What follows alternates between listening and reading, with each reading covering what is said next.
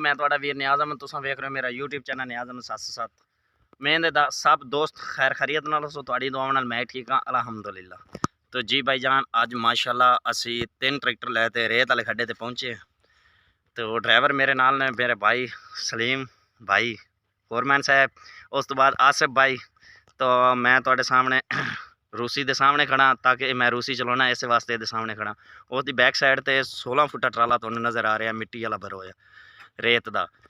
तो 260 22 मॉडल ये भाई सलीम ये ड्राइवरिंग करेंगे, मैं ये वीडियो बनावांगा, ये तुहानूं परफॉर्मेंस चैक करावांगे। वीडियो अच्छी लगे तो चैनल बिल्कुल सबसक्राइब करियो, वीडियो एंड तक देखियो, इंशाल्लाह मज़ा आएगा। कमाल परफॉर्मेंस तुहानूं विखावांगे ट्रैक्टरां दी, और कमाल वीडियो बनने वाली। वीडियो चैक करिए, तुहानूं मज़ा आएगा इंशाल्लाह। भाई आसिफ ने ऑफर ला दी तुहाडे वास्ते भी जेड़ा बंदा चैनल नूं सबसक्राइब करसी उन्होंने 20 किलो दाने दिते जास। तो भाई जान छेती चैनल नूं सबसक्राइब करो और घंटी के निशान नूं नप्पो, तो नाल ही कमेंट च अपनी राय का इजहार करो। जरूर तुहानूं 20 किलो दाने भाई आसिफ देसी। इहदा राबता नंबर मैं तुहानूं दे देसां जी। दिल दे टोटे चैक कर, माशाल्लाह माशाल्लाह पाटली ट्राली जी। खैर खैर खैर मिलादी खैर, कमाल।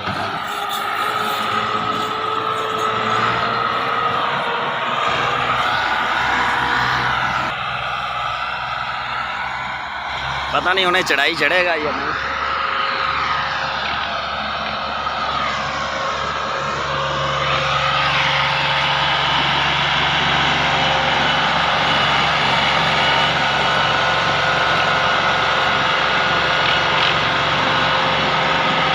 माशाल्लाह चढ़ गया जी ट्राला, थोड़े सामने भरो हुआ लोड चेक कर लो।